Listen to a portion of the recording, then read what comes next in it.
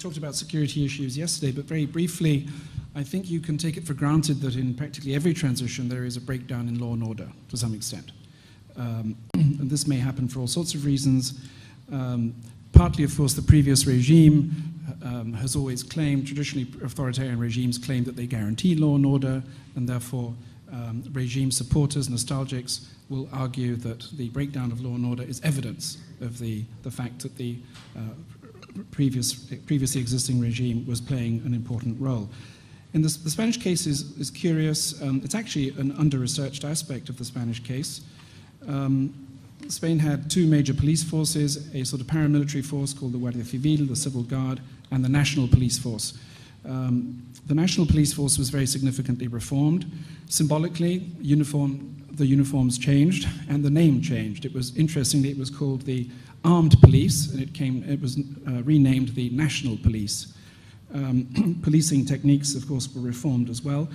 One thing that I would suggest is that actually partly this breakdown in law and order, increase in crime, may have been the result of attitudes of the police who wanted to remind their new political masters of their own importance. In other words, they allowed things to slip a little, just to remind the new democratic authorities that they needed to be taken into account. This wasn't a particularly important phenomenon in the Spanish case, but it's true that there was a significant increase in crime, which Ibrahim, in fact, remembers. He lived in Spain at the time. As far as the constitutional process is concerned, very briefly, elections, 15th of June, 1977. The interesting thing about the Spanish case is that the new assembly was not formally a constituent assembly. This was part of the reformist ethos, of course, right? Formally, the Francoist parliament had voted itself out of existence on the understanding that, in theory, what they were doing was reforming the Francoist constitution, not electing a new constituent assembly. Nevertheless, after the elections, all the major political parties agreed that this was a de facto constituent assembly. So the issue became who should draft the constitution.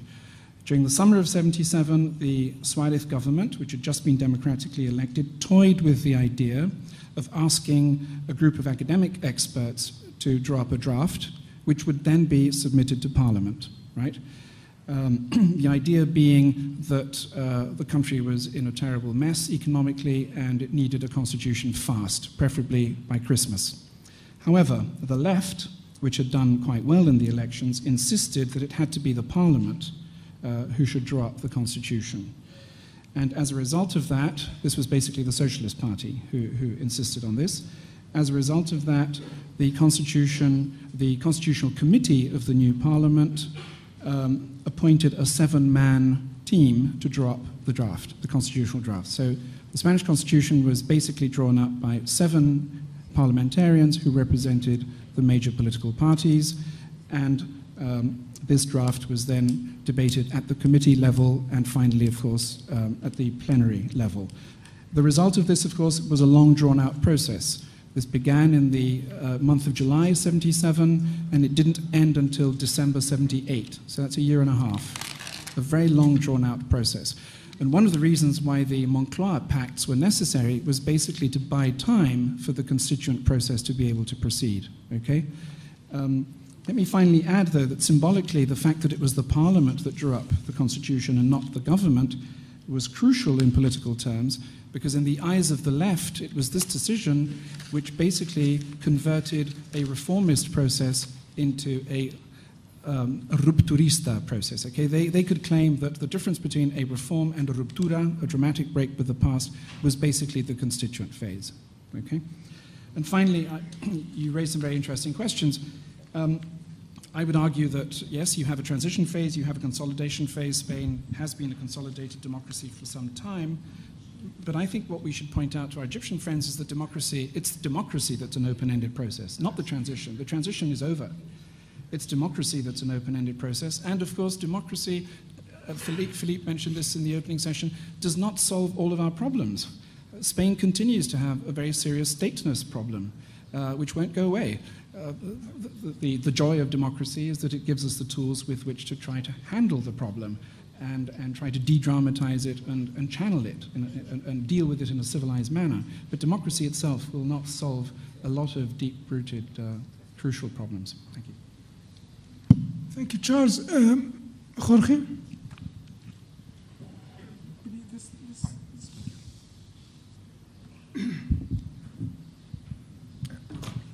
Excuse me. First, thanks for your words. Okay. I know. I know. One reflections. How can you say the transition finished? It's over. It's difficult. In the electoral view, in my opinion, you can say we finally, when you have 3 points result. One, you have a system party, stable, when strong parties and the capacity to alternancia. One party win in an election, and other party win in the next election. And this is normality. And you have a system party stable. First. Second, if you have a strong electoral institutions, if you don't have electoral institutions with the truth of the parties of the society, you have a problem. In Mexico, the construction of electoral institutions with the trust of the parties of the society was very complicated, but finally we arrived to this point. And third, when you have conditions for the electoral competition equity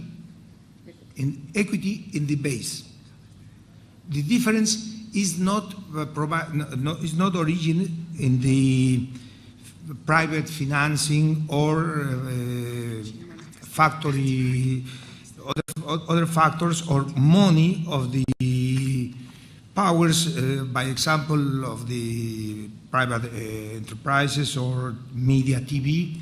You have a situation in the society and the system party and the institutional component that contributed to the system in the can survive in the long term. First. Second question. In Mexico, the security issues, armed forces, police, was the issues of the transition. Not is the problem by the parties or with the government and the parties. The transition didn't touch to the armed forces or policies. No. But our law has a norm. The armed forces and federal policies are not allowed to participate to stop conflict, electoral conflict, or any electoral issue. Is not allowed. No for the armed forces and for federal policies by the law. And this is a guarantee for all parties, and it's a guarantee for the society. But it's a singularity. Now, then the problems that you presented, by example, in Chiapas in 1994, the Ejército Zapatista de Liberación Nacional, Comandante Marcos and all history. What was the response of the parties of the government? A new reform. A new reform. In January 1994, began the Chiapas problem. And in the next 3 months, the parties and the government dialogue, negotiation for a new reform, radical reform. And the Chiapas, no problem today. But no problem, seriously, no problem today. It's other problems, no problem with the EZLN, the poverty, the margination, the problem, ethnic problem. This is a great problems, and these problems are in Chiapas, but not this situation of 1994, this change. And when López Obrador, in the election in 2006, was the response, a new reform, in new reform for media, for financing, for new change, for strong authority, electoral authority. Reforms are the response in the crisis moment in Mexico. Thank you very much, Jorge. I've been reminded once and twice and 3 times that we've gone way beyond the time that is assigned to us. And therefore, I will really apologize to all those who wanted to take the floor, but you will have the opportunity to raise your questions and to make your comments after the presentations in the next session. The 2 sessions, in fact, complement each other, and therefore you will have the opportunity to speak, to say what you want, or to raise questions in the second panel. So we adjourn now. We'll have coffee, and we'll be back here at 11 o'clock, so it will be a short coffee break. Thank you very much. Thanks a lot. I have to go. Go ahead. We'll see each other later. So I give this to...